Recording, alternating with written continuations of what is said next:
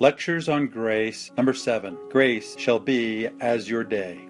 In the late 1980s, I had an experience during my time in the Navy where grace shed its brilliant light on my life in real and tangible ways. I was a pilot in the Navy, flying EC-130 aircraft in the Tacoma community, and had been on deployment for a couple of weeks.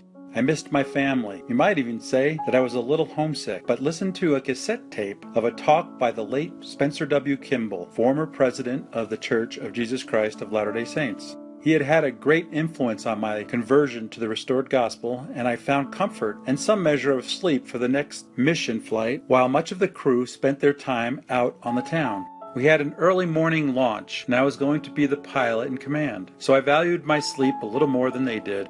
It was a 3 a.m. showtime with a 6 o'clock takeoff, and the weather was wintry, sleeting, and poor visibility.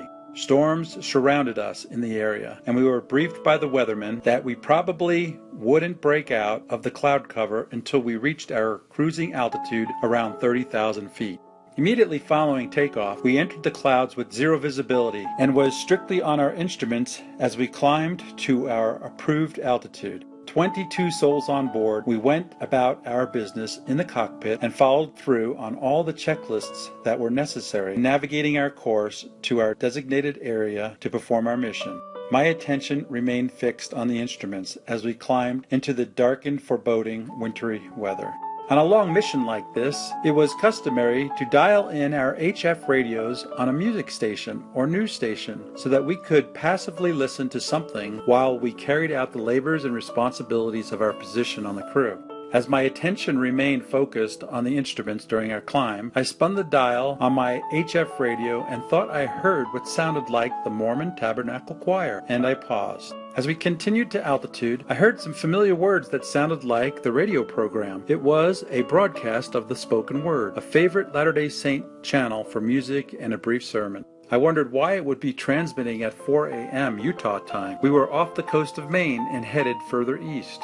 Nevertheless, I pondered how lucky I was to dial in to one of my favorite stations and listen to the speaker as he talked about faith, especially missing my family as I was. The climb out through the weather was a bumpy ride, but I enjoyed the music as I pondered the solemnities of life, the many choices I had made while I was away from my family, and had stayed the course according to my convictions. I felt an even greater sense of longing to do what was right and renewed my convictions to live the principles of the gospel. My love for my family deepened. The HF signal was not that great. It faded in and out due to weather interference. But I heard the speaker distinctly say these words through the static. They weren't quoted from the scriptures, so I suspect a poem was being read or some other writer was being quoted. I have searched the scriptures many times to no avail to find them, but these are the words he spoke. My faithfulness to thee is as the dawn of a new day. At that very moment, to my surprise, we broke through the ceiling, and our cockpit was instantly filled with the most radiant sunlight you can imagine.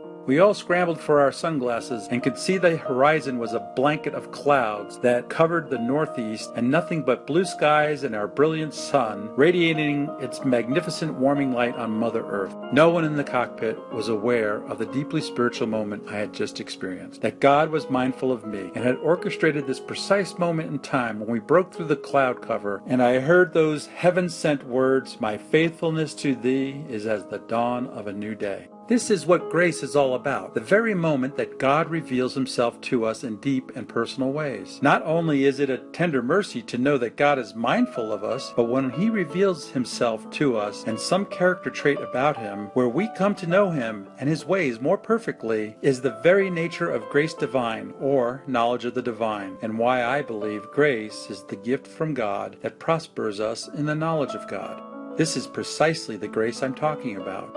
God is as faithful to us as the dawn of a new day. How more predictable and consistent and constant and trustworthy can something be than the dawn of a new day? God is faithful. Regardless of what mankind does from day to day, the sun will still rise and God will always be faithful to us, especially in our righteous endeavors. I had not thought of those words in some time, but this week I said my morning prayers on bended knee, asking for a good day, a day that I might influence some young minds to reach for greater heights, and to stay the course on my own personal endeavors despite the storms of life that surrounded me. I prayed for the Spirit, and that God might be close and influence me in all that I do. It was a simple prayer of thanksgiving for all that life has given me. As I walked to my car at the end of the street, I noticed the wonderfully crisp day it would be as the sun began to rise and light the valley. I noticed more particularly this beautiful rising of the sun in the east behind the Wasatch Mountains. The sun had not broken the crest of the mountains yet, but its rays shone brightly into the sky with a beautiful array of color. I put my knapsack down and took a picture of my phone to capture the beauty of the scene.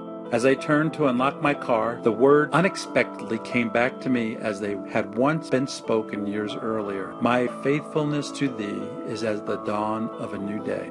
Followed by a tear of grateful memories, encouragement to pursue the day with vigor, knowing what I knew then was as true now, renewed in spirit once again. I thanked God in silent reverence for the way in which He teaches me, and suspect you and every man who looks to God to live is taught in similar way. In that very moment, my testimony was renewed, and the same feelings I felt 30 years ago were remembered in fine detail. In that moment, I felt the love, the tender mercy, and the grace of God, who loves and cherishes each and every one of us. He knows us by name and counts every hair on our head. As we pursue the course of righteousness, God will bless us with these grace-filled moments that will encourage us and motivate us to good works and to stay the course, to endure whatever crosses this world might bring our way, as He reveals Himself in wonderful ways. Grace shall indeed be as your day.